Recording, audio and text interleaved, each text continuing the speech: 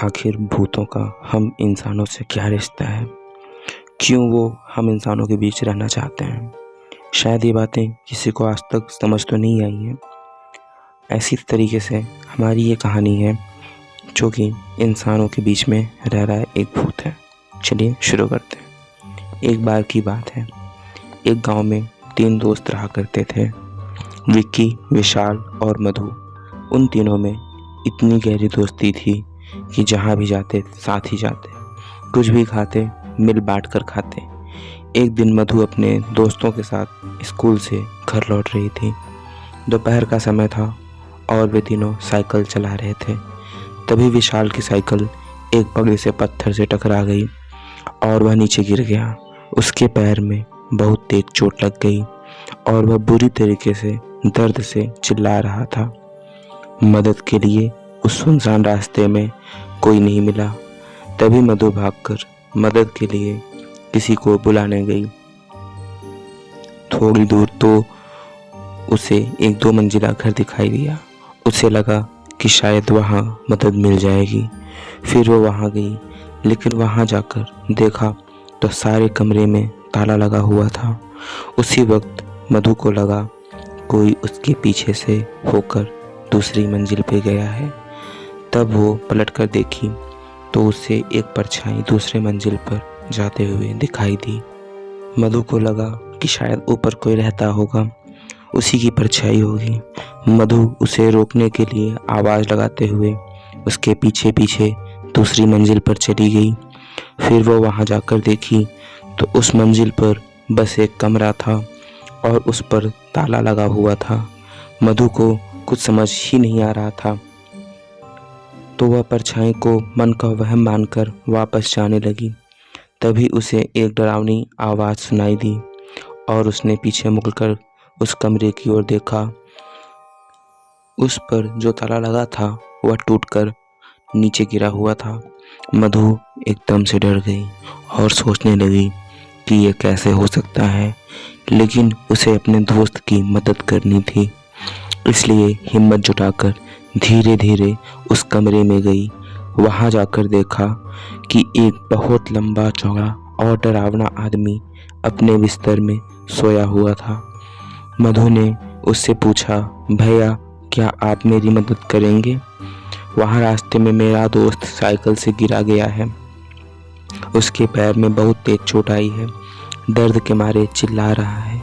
अगर आप मेरी मदद करेंगे तो बहुत मेहरबानी होगी। लेकिन वह आदमी मधु की बात का कोई जवाब नहीं दिया। फिर मधु को उस आदमी पर गुस्सा आई। मधु चिल्लाकर उससे बोली, आपको सुनाई नहीं दे रहा है?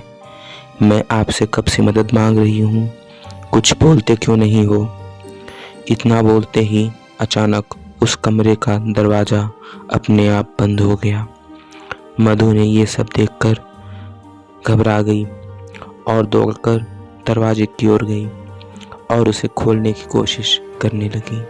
उसकी बहुत कोशिश करने के बाद भी वह दरवाज़ा नहीं खुला।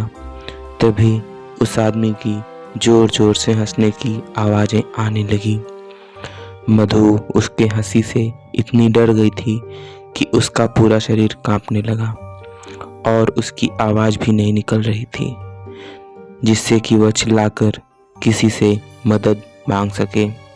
फिर उसके बाद मधु को एक हल्की सी हवा का एहसास हुआ और जब वह पलटकर देखी तो उसका दिल एकदम से दहल गया। वह आदमी जो कुछ देर पहले बिस्तर में सोया था और अब अचानक से उसके सामने आकर खड़ा हो गया और ज़ोर ज़ोर से हंसने लगा। मधु को और ज़्यादा डर लगने लगा। उसे एहसास हो रहा था कि आज ये मुझे ज़िंदा नहीं छोड़ेगा। फिर वो आदमी मधु को पकड़ लिया और उसे अपने पास खींचने लगा। मधु जोरों से चिल्लाने लगी और रोने लगी। वह आदमी उसके मुंह पर हाथ रखा और उसे नोच कर खाने लगा और उसके बाल पकड़कर घसीटते हुए जंगल की ओर ले जाने लगा। इधर विशाल दर्द के मारे छटपटा रहा था और विक्की परेशान था कि मधु अभी तक आई क्यों नहीं। थोड़ी देर तक मधु की राह देखने के बाद अब वह नहीं आई तो विक्की खुद उसे ढूंढने निकल गया।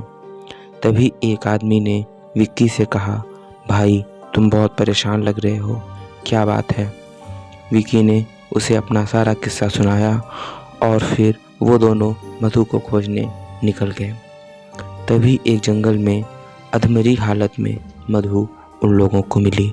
उसके कपड़े फटे हुए थे और वह रो रही थी। विक्की ने उसे देखते ही गले से लगा लिया और पूछने लगा कि ये सब कैसे हो गया। फिर मधु ने अपने साथ हुए सारे किस्से सुनाए। उसके साथ हुए इस हादसे को सुनकर दोनों के रोंगटे खड़े हो गए। तभी उस आदमी ने बताया कि कुछ साल पहले बगल के गांव में एक लड़का रहा करता था। वह थोड़ा पागल सा था और हमेशा जाते आते लड़कियों को छेड़ता और परेशान करता था।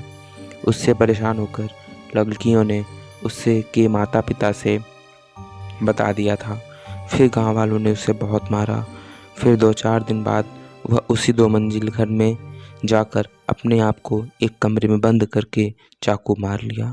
उसकी मौत का काफ़ी दिन तक किसी को पता नहीं चला, लेकिन जब उसकी लाश मिली तो बहुत ही डरावनी और भयंकर हालत में मिली थी और तब से उसकी आत्मा उसी कमरे में भटकती रहती है।